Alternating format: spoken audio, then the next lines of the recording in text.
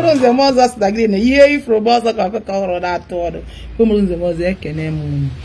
biko achọpụtara m na ọtụtụ ụmụnne anyị nwoke na ndị nwaanyị amaghị ihe bụ ọha ajụjụ na ọhụuche mma ejizi nwayọọ nwayọọ wee na-akọwa ihe anyị ga na-ewere ya nwayọọ nwayọọ ka anyị kpụrụ ụtara onye ọ ga-aba n'ọnụ na ọ nwere nwanne anyị nwoke nọchara ihe a wee bịa gwa m ihe ọ na-agabiga na mara eji akpata oyi wee wụọ m gee ntị ọ sị na ya bụ dọkịta student doctor 400 level ha na-eje na teaching hospital na-arụ ọrụ wee fụ nwata nwa agbọghọbịa nwere accident nwanne ya nwaanyị na-enekwa ya wee fụ ka nwanne ya nwaanyị asị enekwa nwanne ya nwaanyị ya na ya kpawazie nya nwa nọkwa skul kpa ọ bụrụ ọnụnụ ya ajụghị ese ya ajụghị ikwu marriage dịka student doctor anya ga seminary school bie with fada onwe ihe ya ma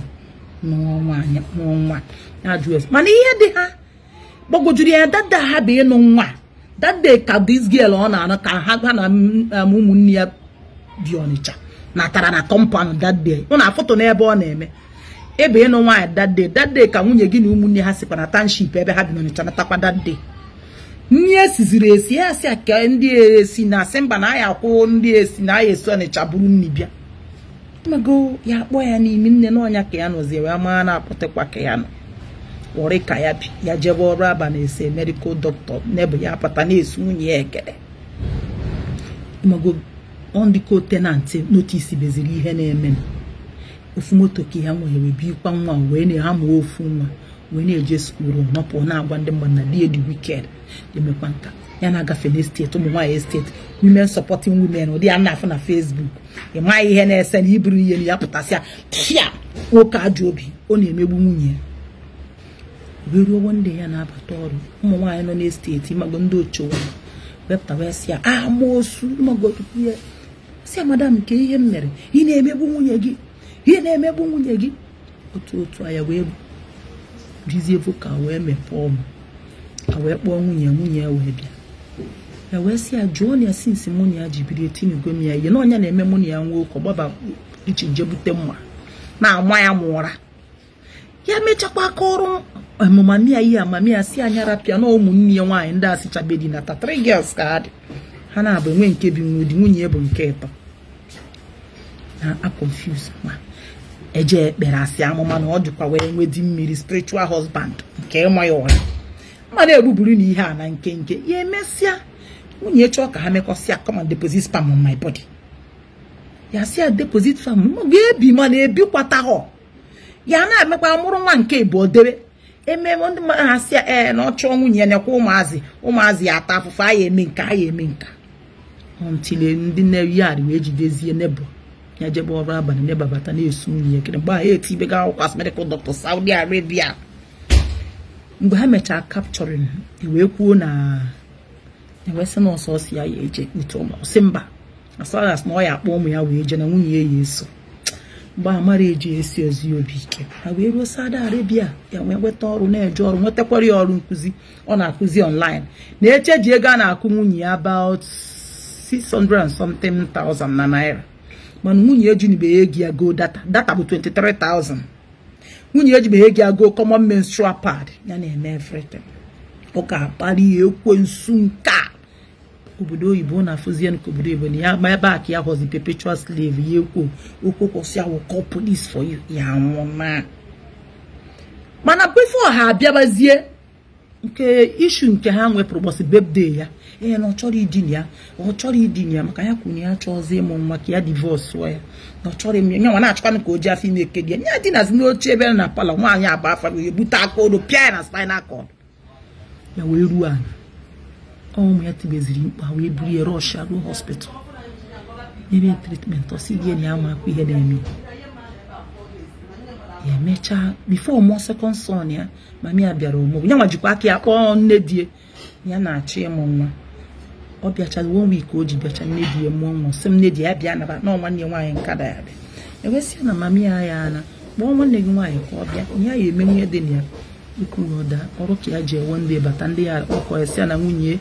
ti mami ya ihe gbaa mami ọtọ ya anata na-enye mami ya na ọtọ ndị mmadụ jiziri pakọva mami kai mami asị anya ụtọ ka mami asị na ụmụnne m ya afụzi onwe ya na Saudi Arabia ọkanjọ ụmụazị mee diọkpara ya ọkọrọ ya biyo repe nwa bocha apara nwata apụtaghị iro 2 months ụbọchị akpọzi nwa apụta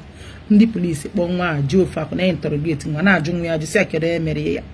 nwata ekwu okwu na-ene ha si now nke bụzi okwuzi ebo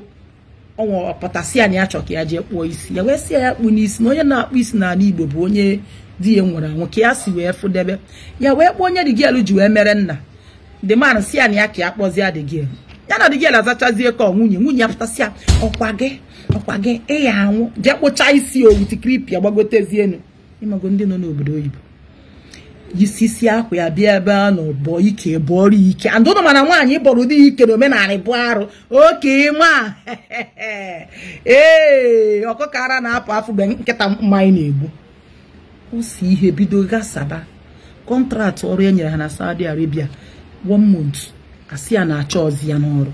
Newton ya da concentrate zi n'ọrụ ya na-arụ and ọrụ Saudi Arabia bụ anapụ gị ọrụ ị na-apụ maka next na enweta gị ibugo illegal immigrant ebuba gị n'ime nwunye ya na-ene ụbọchị anya ozugbo ndị oge ya notice na ọfọzi 1 week 2 weeks ka contract ha mes ha ebido kpọbịa na fon na onwe ya mere nwa ha na Saudi Arabia ya kpọnatakwara nwa ihe eji ọchịchị ya enwe ezi ego and uto na nkụzi a nwunye ya na-akụzi rudeness ya achụwa ya na dị ọrụ ya wee gbakwu ndị Igbo na Saudi Arabia wee tụkọrọ nwunye ego na ọmịa ka ha gbagoro flight ticket naba tie na flight ticket ọ na-arụ orube ha nazie ebe nwanne ya nwaanyị nke a na-eme eze nwaanyị nke ada na-eme eze nwaanyị ji ebe a ha ngịa ya nwa na-arụ ọnụzi ara na ego tiketi ụmụnne m ọ si 3 days nwunye ejipụ one man wee kpọọ ya wee sị ya na ọ nọ n'ọrụ ya na anapụghị ọrịa ma ọ ka chọrọ ịrụ ọrụ si ya ụmụnne m within 5-10 minutes make a call obido debe exam maybe within 24 hours a day ọ decha ga-esend area si ya na onwetego ọrụ ka ụzọ bido mepebe ozugbo just 2-3 days nwa si na ndụ ya pụ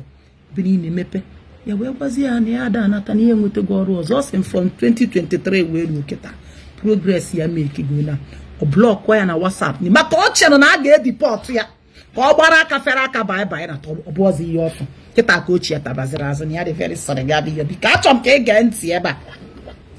asị m na ihe ifuru gba ọsọ ka ọkụkọ hụrụ na-atụ ọnụ afọ m ọtụtụ ihe ndị mmadụ na-ede na-asị na abụ na love conquers all achọ m ịfọ gị na ịfụnanya abụghị ya bụ alụmalụ onye nụrụ ka ị ga-afụ n'anya ọ bụrụ na ị ga-ebuzo onye na-alụmalụ na-enye ezinụlọ ị na-abata ijelu alụmalụ ọ fụchara kedu ka onye ị ga-anụ ụbọchị ị ga-agba nkwụ ya ka ọ ga-abata ụbọchị ahụ ikwesịrị ịmada na ezinụlọ ahụ ka ọ dị nke ada nụrụ di nara ana nke a na-enekwa na hospital anụbugodi izi di ya bịa iwere egwu isi ya ha ajụ oje nụọ di ọzọ wite ata akpụchi ya ngọ ụzọ ka ọ nọ nwa accident gosi na aka ndị a na dị n'ahụ ọ sị na ya ajụ na-ajụ were eri na ụmụnne m alụmalụ karịrị ihe iche na ọ bụ a ga-akpụ gị isi ịnụ ajọ ụdị ịnụ ajọ nwaanyị banye na ezinụlọ nwere kọma ezinụlọ nwere arụ ị na-ezinụlọ ya kịta ha nwere to ya na-akpọ akara ajụjụ dị n'isi ya kedu ka ụmụnne tọ ya esi pụtacha na dị ma na ihe dị n'ihe a achọrọ m ịgwa gị ka ị na-ezi anya ọfụma tupu iji nụ di ma ọtụtụ ije nọ nwaanyị a na-ene anya na agbụrụ ọba agbụrụ na-ebinwu na di ịma na enwe agbụrụ ada ebinwu na di nene ndị ofe mmiri ha na-ebinwu na di enwere agbụrụ ada anọdonwu na di yes enwere agbụrụ ga-eme ịba ka agbụrụ ha na nwaanyị ada ebinwu ịma na ọ dị enwere agbụrụ na nwaanyị na-enye n'ibido ihe niile nọ n'isi ebe a ruo esi ndị nwunye ha bụ ihe na-enyecha anyị ịma na ihe niile bụ ihe ndị gboo na-eneru anya eneru ihe ndị gboo na-eneru anya bụ nwa m nwoke atọkwa atọ n'ezie ndụ abụkwa ebe agbụrụ abụkwa agbụrụ na-aka nka agbụrụ abụkwa agbụrụ arụ na-adịghọ agbụrụ ọ na-atụkwa ime ọ na-atụkwa atụ enwe ezinụlọ ị gafe enwe ihe niile n'ebe a mụrụ nwa kedu ihe iche na-eme ihe a unu che na alụmalụ bụ mgbe a na-eme abụọ ya nọ mgbe gịnị mgbe ịbanye na alụmalụ iwe ada afụ ihe dị na alụmalụ tutu ịba na ya onye kpatara ndị gboo ji efe ise a n'anya ha jecha ọha ajụ na ọha uche ihe ọzọ ejezie gbazie afa mgbe ụka na-abịabịa maka ndị na-eche pastọ m wee sị m wisewe onye nke pastọ ga na-asị gị ha asịgbu jee n'ọpa iwe ka goro newspaper chi ofu afọ ya nwere anwụ ji ejikwu pastọ ga aka ma ma akwụkwọ gị na onye ọbụla gị mmadụ dere afọ mmadụ na-abụ na ịtọ ụna na-awụda ara dị ịmakwa ihe bụ nsogbu alụmalụ enwere nwoke na nwaanyị ya na di ya ma nwunye ya na-enwe nsogbu alụmalụ na-arị hapụ ihe a na-eme eri na Facebook a na-enwe na abalị mu na na ebe akpa ya bụ na nwoke gịnị ya ị na-akọ ka gịnị nwoke gịnị ya bikọrọ ọnụ wee mụọ nwa ma nwaanyị gịnị ya bikọrọ unu ebie mụọ izi mụọ ya nakata asị unu ebikwazi cheki godi na-enye na anyị fụrụ gịnị ya na-eso okwu ka gịnị ya zuru n'ike maka ume mmapụ na agbapụ ya bụkwa mgbe izutere ya gịnị ya onye ọbụla mara m ewe o nke ịtọ achọrọ m ịgwa gị na nke ịtọkwa ya onye ọbụla na-eje ọgụ nkịta na akpa mme ọ bụrụ na ịkwado onwe gị akwado wee baa n'ọtụtụ ezinụlọ enwe ezinụlọ ga-eme ịnụ ọnwa ihe niile ị kpatara ebe a ga-efu enwe ezinụlọ nwaanyị ga-eme ịba n'ezinụlọ dịka ekpuru gị isi iche na ogene n'ezi anya n'ezie tutu ịnụ alụmalụ a na-enene ma ara ezinụlọ ara dị n'agbụrụ ha yes ara na-esi n'agbụrụ ịma ha amara ya kịta enwe ndị na-eme ha mụcha nwa isi ọkpọ ọghara abịa nwe ndị na-eme ha na-amụ nwa ya bipolar ebedo na-eme ha iche na ogene ya niile ahụ na-esi n'ọbara cheta na ọ bụ 46 chromosomes ka eji amụ nwa dịghị weta 23 gị nwee weta ya bụ ọbara anyị ejefọma iji amụ nwa n'eziri anya nwanne m nwoke maka ime nwanne m nwaanyị kwa gbafere daitekere nshi aboki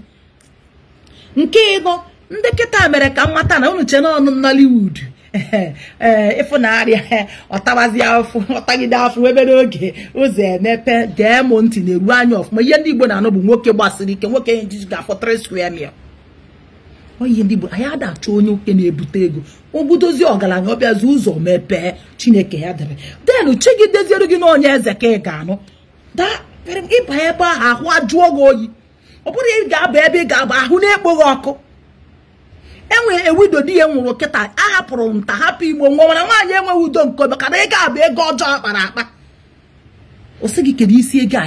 a edebere ya kịta ma ahụ afọ ya esi na nsogbu nke apụta abaa na nka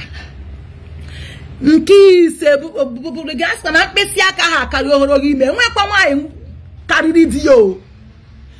nwaanyị bido nyebe gị nsogbu efu na ọkpere kpọnarị ya ụmụnne ya otu a ka ọ dịkwa ebe nwaanyị nọ dị gị bido wara gị isi na nke na ihe menwu gbakwuru ndị bụ unu ga-ebute okwu na be di ezinụlọ na-aba achịta isi ọnụ kpee ya ekpe enwe ike wee nweta ụda achọrọ n'ezinụlọ ọtụtụ mgbe nwoke na-eche ọka nkwuo ka wee sị na ọbụla gịnị bụ onye ka ọ na-afịọ nwoke ọbụla na-eche ka a ghara isi ọ bụ onye ka nwoke ahụ na-anwụgbo otu a ka ọ dịkwa nwaanyị ọrụ gị bụ ibieri ije kwuru ndị bonu sinekwa na ihe m na-afụ n'alụmalụ and ọ bụ na ndị bonu bịa ịgwacha ndị bonu gbachapụ anya fụ na ha na-agwa gị nke bụ eziokwu ọzọ o nwere ihe dị n'agbụrụ ụfọdụ ama na oshi bụ ajọ ihe na omenala Igbo jee n'oge gboo onye zuo oshi ji a na-egbu egbu oke ime oshi ibu na-arụ mmadụ ma nwoke ma nwaanyị a na-asọ oshi asọ mana taa anyị na-akụpụrụ ndị na-ezu oshi aka mmadụ ibe gị buru ego ya mmadụ ya ere ana resị mmadụ 10 na ha ji ha bụ eziokwu nene ihe niile na-emela ndị ejenti kedu ka ahụ dị ha nene ihe niile na-achọtara ejenti nene ndị ejenti a na-achọtara ụlọ ihe afọ ejenti ọbịa nwachakara mmadụ gburu na ọpụta ọtụrụ gị aka nara gị 2,000 3,000 5,000 fine akpa nene jọsụ nene godu ka ahụ dị ha nene ihe niile rụrụ ụlọ chalet ebe ndị ashawo biri ihe jọs ataka nna mara gị nene ka ụmụ ha dị chalet ebe a gbara ashawo 90s enwere hotels ịmacha ịma na mmadụ nwechakọta ebe a na-agba ashawo nene ka ụmụ ha dị nwekwa hotel ebe a na-eme lọji ka m na-agbago nene ihe rụrụ ebe a na-agba ashawo nene ka ụmụ ha dị achọrọ m ka ị nekwara anya ọfụma ma gịnị gbaziri akpa nso ka ị ghara ịdaba n'ihe na-amaghị anyị finally nwaanyị achana na this guy ga-agba aka pata mana ozugbo ọ pụrụ ụzọ emepe kedu ihe bụ ihe ahụ ọ bụ uchu ọ bụ arụ n'egodi nwaanyị nọkọta na abọdị ya ike mara na nwaanyị bọdị ya ike bụ arụ n'omenala Igbo ụfọdụ ime na-ebe gị na adịghị n'isi na-eme ya onweghị ka ị na-eme mgbe ọ bụ na ị na-abọdị ya ike ị na-abụ onwe gị mgbe ọ bụ na ibido merụwa ana dịka nwaanyị ị na-emerụ onwe gị ime ike che na ị na-erite elele ya onweghị ka ị na-eme ka o siere dị gị ike o siere mgbe nwoke bidoro kpawakpa arụ ọ na-emegide nwunye ya na-emegide ezinụlọ ya ma ebe ụmụ ya nọ buru na ya n'obi na ihe dị n'ọbara siri ike ihe dị n'ọbara anaghị akpọ ya agwụ n'ikpeazụ achọrọ m ịgwa gị na onye nyụrụ ahụrụ ugboro na abụmụma wee nyụọ otu agwa dị n'ezinụlọ mana ọ bụ ajụ family background one ha ene ọjụ ha ajụ ịfụrụ nwaanyị ka o si eneta ihe ọ ga-abụ ezigbo mmadụ esighị ọ na-eme ezigbo mmadụ mmadụ nwere ike ịgba ezigbo mmadụ maka na ihe na-esiri ike. Mmadụ nwere ike ịgba ezigbo mmadụ maka na ọ na-achọ enyemaka. Mmadụ nwere ike ịgba ezigbo mmadụ maka na ọ na-ha anya ebe ọ chọrọ ịnọ n'ụwa abụ ebe ọ nọ ọjụ nwa ya nọ kwa mgbe ọ nọ kwatacha wee megha isi ka agwọ wee tụgbuo. Anọkwa m ebe a na-eme ka ị mara bụ na aha ajụ na ọha uche ọtụmadị ndị obodo oyibo ọ na-adị ọsịsọ. Ọtụmadị ụmụ nwaanyị be anyị anaghị eji anya afụ ọ na obodo ibe ọ na Europe ọ na nka ọ na amụghị na-atọ m. Na nchịkọta biko o nwee kesi nji meghee nteghe. Ọ bụrụ na nwoke ebe ịnọ gị bi obodo ebo jụọ ya ma ọ nụrụ onye ọcha ma ọ mụtara nwa. Jụọ ya jụọ ọ sị gị na ọ mụtara nwa. Madam second wife ka ebe maka issue dị na tebụl nna. Enwekwu nwoke na-agwa na onye nke agwara nwunye ya gwa na ya mụrụ nwoke mụọ nwa. And the guy na onye ọcha ka bikwa now. Nyanwa na Nigeria. Ụmụazị akwadozie nata ikwuwezie na nwa gị bụ dekpa ada ejekwa unye eje o ada eje unye ọ bụrụ na onye ọcha na di ga divorce go onye ọcha divorce o face ebe ọ dị ready na talk more mana ụmụazị aka bụ ụmụ di mana agwa m asị madam na ị ga-ewetu ana na ị ga-eri ụmụazị uru mana ihe ọ na-eche kịta abụ Chineke ekwenye ihe ọjọọ biko m ejedebe ebe a anyị ga-ebido nyebe nkụzi ihe gbasatara agbụrụ ka m kọwara gị ihe bụ agbụrụ. Na nchịkọta ọ bụrụ agbụrụ niile ka e na-eje anụ nwaanyị ọzọ ihe ozi eje na agbụrụ bụ enwere onye ị nwere ike ịfọ bụrụ onye vileji gị bụrụ onye ụmụnna gị na ha nwere enwe ụfọdụ obodo na ụmụnna ha ga-emekọ enyi mana ha ama nnụ anụ unu nwere mmetụta site n'ọbara. Onye kpatara m ji agwa ụmụ nwaanyị ndị nọ na wasabusi a eme na onye vileji gị enyi ibu ma onye obodo ga-eme n'ihe enyi iche ime enyi pụọ jee iro jee eme enyi. Gbo mụrụ ụzọ m ọzọ daalụ.